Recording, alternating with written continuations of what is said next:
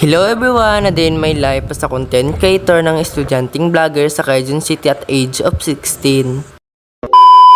9 na nga po ng gabi na nag-impake kami. Pupunta kasi kami ng Zambales para magbakasyon. Matagal na panahon na rin po palang hindi kami nakabalik ng Zambales. Kaya nung nalaman namin na magbabakasyon sa Zambales, na nag-impake agad kami magkakapatid. Paano ba naman kasi mahigit 6 na taon na rin muli kami makabalik ng Zambales. Kaya nung nalaman namin na pupunta ulit kami ng Zambales ay puro saya ang aming nararamdaman. Pupunta rin po pala kami ng Zambales para maligo ng dagat. Paano ba naman kasi sa Manila walang dagat at sa sobrang init ng panahon ay talagang mapapaligo ka. Nang oras na nga po na to ay papunta na kami sa labas para maghanap ng tricycle. Pero dahil wala pang tricycle kaya naghantay muna kami. At sa hindi katagalang pag-aantay nakasakay na rin kami ng tricycle. Dalawang tricycle nga po pala ang aming sinakyan. Dahil sa sobrang dami namin magkapamilya ay hindi kami magkakasya sa isang tricycle lamang. At sa oras na ito ay malapit na kami sa aming bababaan. Muntik pa nga pong hindi matuloy ang pagpunta namin sa Zambales. Dahil nasiraan yung sasakyan na sana'y gagamitin namin papuntang Zambales. At buti na lang ay malambot ang puso ni Mama. Dahil nagawa namin siyang pilitin na mag-commute na lang. Ay, sa bus daw!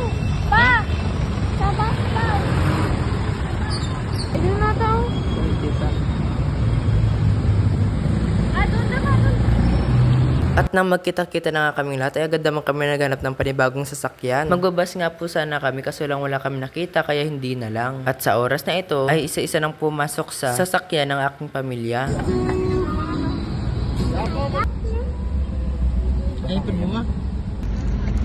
Uy, ang ganda ko.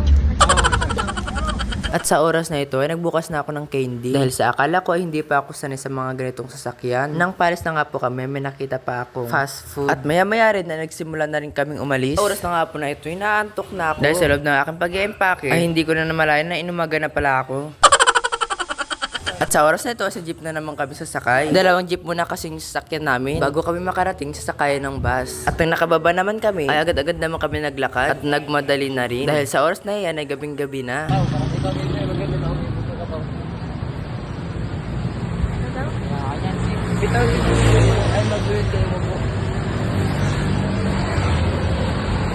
After 6 years, pupunta ulit kami doon. Hindi ko nga pala akalain na makakabalik ulit kami sa Zambales. Sa oras na nga po na yun, nagkamali kami ng sinakyan. Kaya sa maling lugar din kami binaba. Ang dami talagang tao na nanluloko para lang makuha nila ang gusto nila. At nang makarating na nga kami sa sakayan ng bus, ay agad naman kami nagmadaling maglakad papunta at papasok sa loob ng terminal. Paano ba naman kasi mangangalatin na rin ng gabi sa oras na yan? At talagang ramdam na namin ang antok at pagod. At sa mahabang oras na pag-aantay, sa hindi katagalan, maya-maya din, ay nakasakay na rin kami ng bus.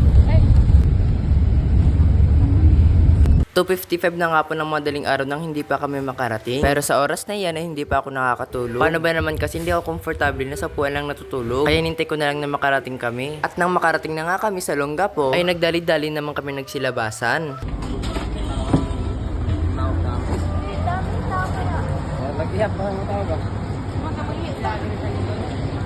At sa oras nga na ito ay sasakay na naman kami ng jeep. Jeep papunta ng Subic.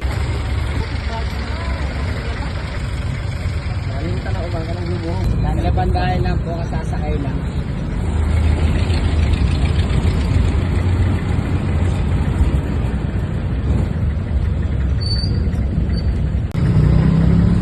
At sa ilang minuto lang ay nakarating na agad kami sa Subic. At agad-agad na bumaba ang aking mga kasamahan.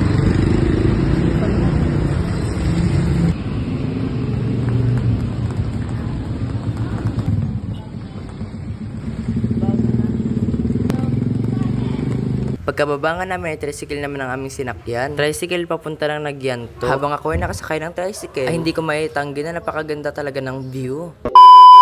Fast forward nga po pala na makaramdam kami ng init sa bahay ng aming pansamantalang tinitirahan. Ay agad-agad naman namin napag-isipang maligo agad ng dagat.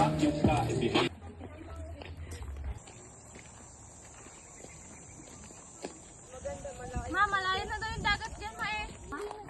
What's that? Guys, Tumba ko lang ba? nagdinig ako ah. At nang makarating na nga kami, nagpa-video muna ako sa aking kapatid. Paano ba naman kasi sinusulit ko talaga ang araw na ito? Dahil nga sa kadahilan na sa loob ng ilang taon ay ngayon na lang ulit kami nakabalik. Kaya masasabi kong sulit na sulit at worth it ang pagpunta namin dito. Sa oras na nga po na yan, hindi pa ako nagsimulang maligo. Dahil nilalaro ko muna mga buhangin. So guys, kakatapos lang namin sa sa pagligo ng dagat.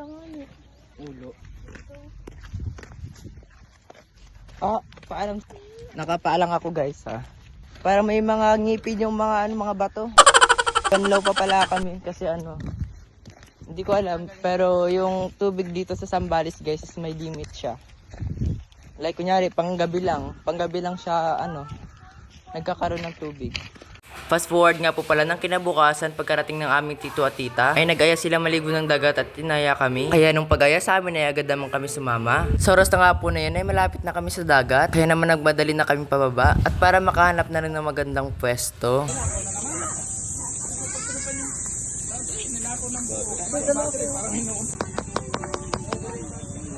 Ay!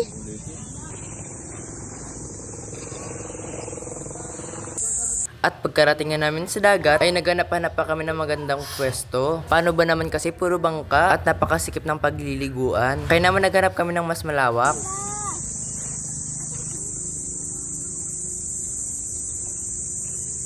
At na makahanap na nga kami ng magandang pwesto, ay agad namang naligaw mga kasama naming bata. Samantalang ako ay tamang pahangin lang. Paano ba naman kasi kakatapos lang naman maligo ng isang araw. At kinabukasan na maliligo ulit. 4 na araw lang rin naman sila mama at papa. At ang aming dalawang maliit na pinsan dito sa Zambales. Kaya wala kami nagawa kundi pumayag na rin. Para naman masulit din nila ang kaunting araw nila dito sa Zambales. At hanggang dito na lamang po ang ating vlog. Kaya kung baguhan ka pa sa aking vlog, ay wag na mayang mag-react at i-share na rin para makita ng karamihan. At mag-comment ng gusto yung vlog na gagawin ko. Maraming salamat sa panunood.